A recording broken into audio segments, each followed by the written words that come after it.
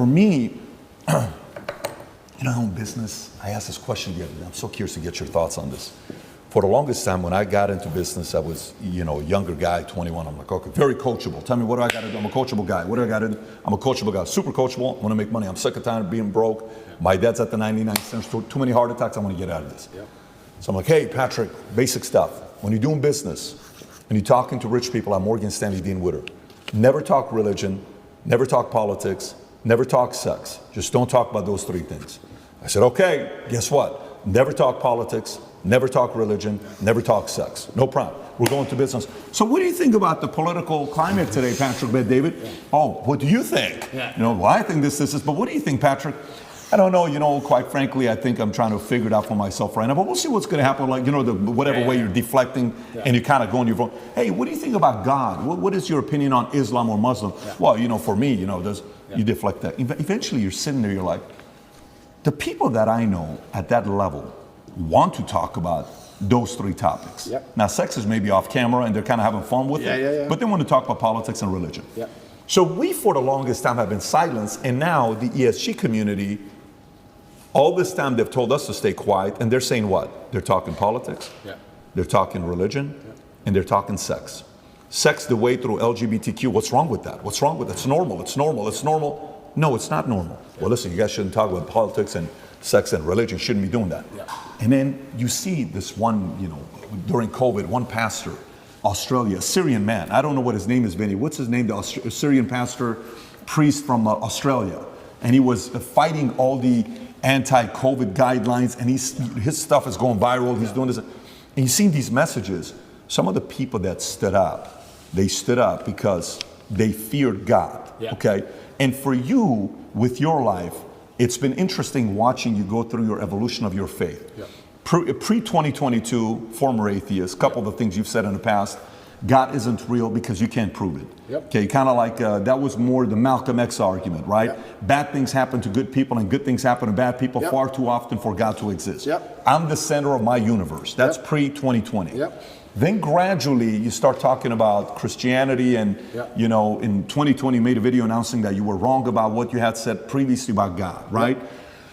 Now you start saying people who are atheists are angry, bad energy people, and I don't want to be on that team anymore. And even if God is not real, the world is a better place if people do believe in God. I know God is real because there's so much evil in the world that there has to be an equal and opposite force. The devil can't exist if God does not. And if you look at the world today, it is very obvious that the devil does not exist. And I'll go to the last one here with Muslim.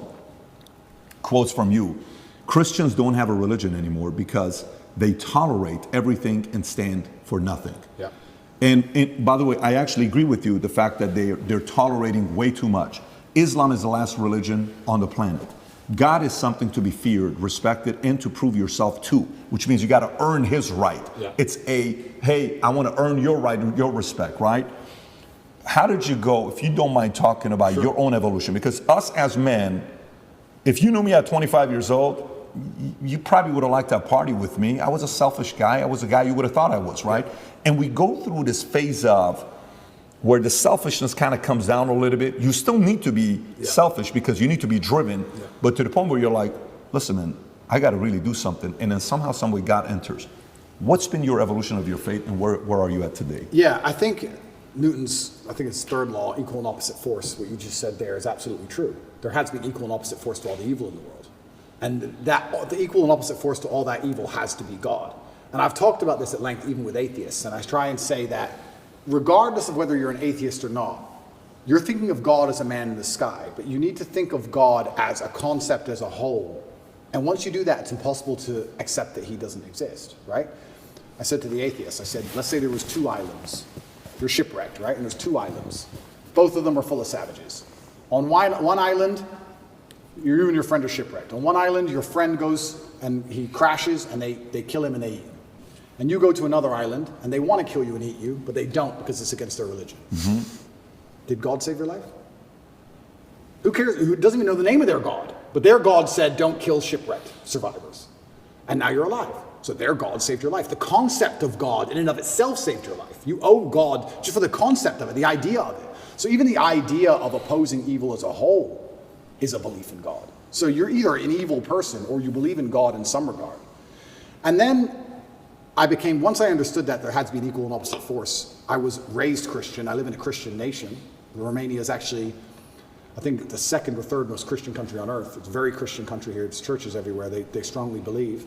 And that's where I began my journey. But I always had a very healthy respect for Islam because I understand that to a degree, to have a religion at all, you have to have an intolerance to a degree. Because without an intolerance, you don't have rules. You don't have laws. You don't have any, like you said, you have to earn God's respect. If you're a religion which is tolerant of everything, then you don't have to earn God's respect. You can be a bad person and do bad things. God loves me, so it's fine. Well, no, it's not, because that's not the point of the religion. So then you extrapolate that out, and I was sitting and thinking, well, what's the primary function of a religion? And the primary function of a religion, I don't believe is the religion exists so I can live forever. I mean, that's a nice thought. But I think on a macro level, the primary objective of a religion is to restore and contain some degree of traditional value within the society. How do you judge, let me change the way I worded that. How do you judge the success of a religion? I don't think you can judge it by the number of people who join it, because there's lots of people who are Catholic who don't act Catholic. They don't act in any way particularly Christian. Anyone can say they're something. You can walk into a strip club and everyone says they're Christian. It doesn't mean anything, right? So how do you judge the success of a religion? Well, I like to think the best way to judge the success of a religion is how successful is it at fighting evil? How successful is it at preserving the morality of a population in X parameter, in X geographical area?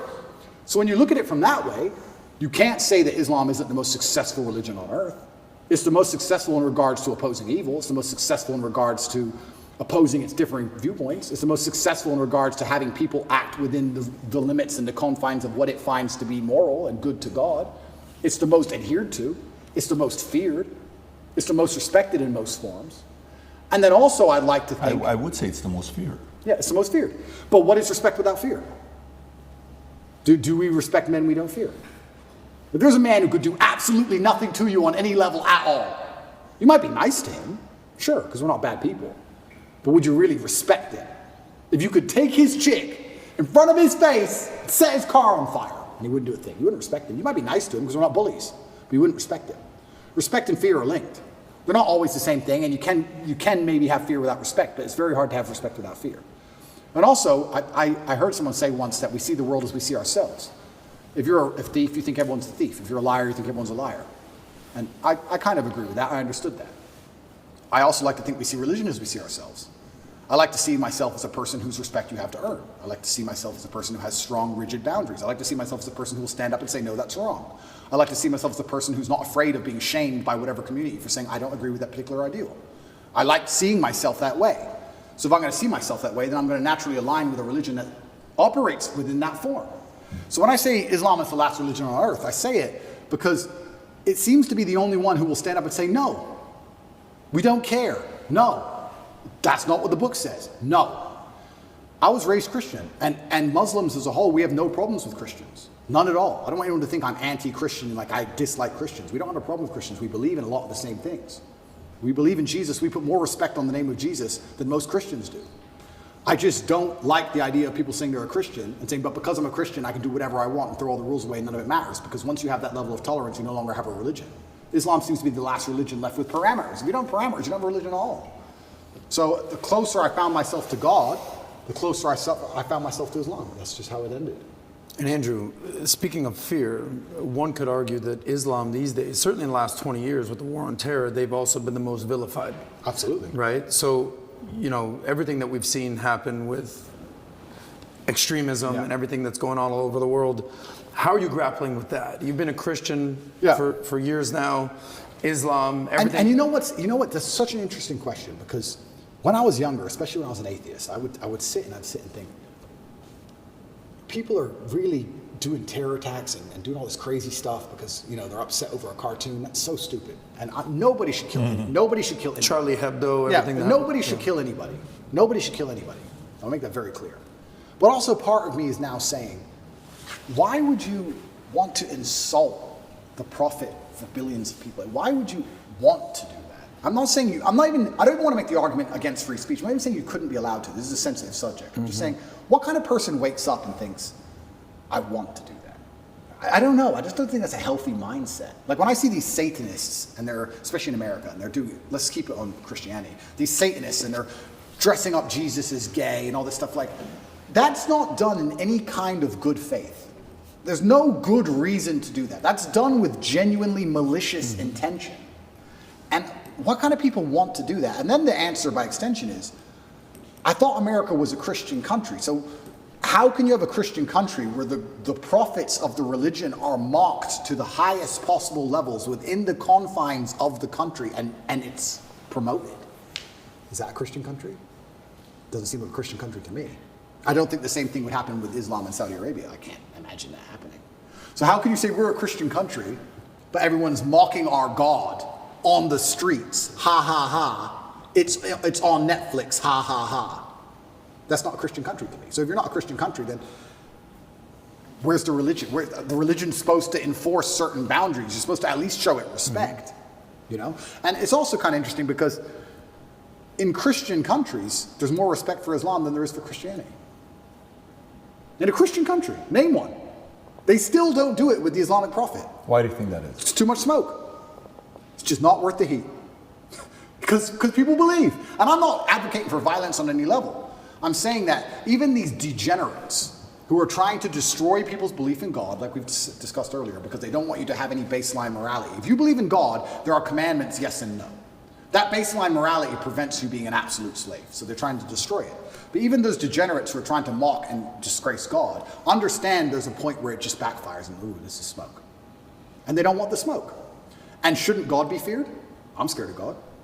It's the only thing I fear. I fear God. They can put me in jail. I know I'm telling the truth. God's on my side. I fear God. So God should be feared. So once again, does anybody fear the Christian God? I haven't seen anybody scared of him in a long time. And it's kind of crazy because it's very interesting. The mass migration and all these things are leftist policies, but then also Islam is the most right-wing religion on earth. It's kind of very interesting. I grew up in England, and I grew up in Luton, which is a town which is mainly Muslims. It's a huge Islamic community. And there was a bunch of English people who were complaining about there's too much immigration, we're losing our culture, and I understood their point absolutely. But these are the same people complaining about all the left-wing LGBT in schools and all these issues. And I was like, the only allies you have against this are the Muslims. They're the only allies you have in any of this. The Christians don't protest against any of this stuff. The Christians don't. There's very few Christians who will get up off their ass and complain. In fact, I saw on Twitter yesterday, one of the churches was lit up in rainbow. I have nothing against gay people. I don't care. And that's actually another point I want to make into about this thing. I think most people don't care, and I think that bothers them. Have you ever had an argument with a girl, and she's like stropping around the house, she's huffing and puffing, and you just don't give a shit? So she has to keep upping the ante till you eventually go, what's the problem? Because she tried the low-level stuff, and you didn't care. I kind of feel like this has a remnants of that. I'm gay, cool. I want to get married. I want to wave my dick in your kid's face. Whoa, whoa, whoa, whoa, whoa. It's like, whoa, whoa, whoa, whoa. I feel like they tried to annoy us, and we're like, we don't give a shit. Do whatever you want. Be a person. We don't care. Point. And now they're like, okay, well, we have to get to a limit where they have to react. Yeah. We want attention now. We want them to care about What's the right move on that? Well, that's the point. You know, it's difficult. Because there comes a point where you simply have to address it, and now you have to oppose it. And this is, sorry to interrupt you, but this is why they're so careful and so clever with what they do. They package it all together. LGBTQ. I would argue, I don't know what Q is, firstly. Sorry, I don't know what Q is. Questioning. Q. All right. I would argue that G and T are very different things. Beyond. A gay man and someone who's chopped the dick off are very different things. Completely. So they package it all together. So now, because the spectrum of your enemy is so large, you have people who are fully this way. Mm-hmm. You have people who we accept and are normal in society. We have no problem with gay people. And they put it all together. You're an enemy of all these people. And they complicate the argument and they mix it all together. And now you're a bigot. And really you just want your kids to be left alone. Really you just want to leave the children alone. Of course. So all you want to do is leave your kids alone. And then it's like, okay, I'm now raising children. I have more children than most people would believe. How do I protect my children from this insanity? God. Which God can protect my children? Allah, Islam. I'll move them to Dubai or Saudi Arabia, and none of this will happen. Can I trust a Christian nation? Some of them. Romania is a Christian nation, and to a large degree, they oppose quite a lot of this stuff. But they're also NATO, and they're also EU, and they also rely on bailouts and grants and money. And on a long enough time frame, even in the 7 years I've lived here, I have watched certain attitudes change because money buys influence and power. So Andrew, not to cut you off, how much of you converting from Christianity to Islam is actually the belief in God versus the societal pressures that are facing children? Because it seems like it's a little bit of both. For you to believe in God, you have to respect him. How can I believe and put my life in the hands of someone I don't respect? And I'm going to respect a God which is feared. Yeah, but it's a vertical relationship, right? It's not a horizontal. If you base it horizontally, they're going to disappoint you. If you think about, if you're going to believe, let's go believe Prophet Muhammad, his teaching, and let's go believe the Bible, NIV, and Jesus, Father, for God so loved the world that he gave his, you gave your son for me. Let's say that's true. And you're doing it based on faith. Who would do such a thing for me? What a level of sacrifice for you to do that. Who am I for you to be so worried about me? If you look at it from that angle, it's not necessarily coming from a place of fear. It's coming from a place of grace. It's coming from a place of love. It's coming from a place of, a different feel. Because I do believe the part that upsets me is the fear aspect, that they're allowing others to mock your God, to mock Jesus, to mock whatever religion it is you're a part of, and you're kind of like, oh, they're just funny, man. No, it's not funny. You just crossed the line. Like JC has that one line where he says, don't tell me why what the guy said about me. Tell me why he was so comfortable saying it to you. 100%. Tell me why he said comfortable to you. So I think that's the part about faith. I understand when you're saying the fear and the respect side. So that's the part where fear is needed. I totally agree. But the part where you were making a point about LGBTQ, you're like, I don't even know what Q stands for, is questioning. And then you're like, well, gay, okay, cool. Trans, listen, man, spectrum. And he said if we were to say which religion's the far right, it's going to be Muslim. Totally get it. They're on the far right. Christian today is kind of going center left today. Like they're kind of being soft right now. Okay. So if I want to raise my kids, I'm going to take my kids to Dubai, and I'm going to take my kids to Saudi Arabia. Why? Because I'm defending against some of these immoral philosophies that they have. I don't want to go there. I actually understand that argument. Yeah, and I want to make one more point. I do believe there is one God, and I believe there's many different paths to God. And I'm not a religious scholar, and I'm not an expert on Islam. I'm doing my best, and I'm reading the Quran as often as I can. And it does say that Christians on the day of reckoning will see how close they were to the truth. And we are allies. We are not enemies in any regard, Christians and Muslims. And I do believe that the idea of Christians and Muslims shaking hands and saying, let's put an end to a lot of this garbage would be fantastic. I'm not anti-Christian in any regard. I just found myself, as I became more and more religious, seeking and looking for a faith which not only I could be proud of, but a faith which was guiding in regards to, I don't know what a Christian would answer to certain questions nowadays. What does a Christian answer to? I'm a transsexual and I want to show your kids my genitals. What's a Christian? Well, a Christian's supposed to say no, do they? I know what my Muslim friends would say. I don't know. If you're a Christian, I don't know how you're supposed to act. I don't know what you're supposed to adopt. I don't get it anymore. The true believer says the true no. believer. The true believer. Yeah. But how many are true believers? I don't know. I see all over Twitter, all these churches are losing their minds. It seems very complicated. Islam seems very, very simple. You know what's right, you know what's wrong.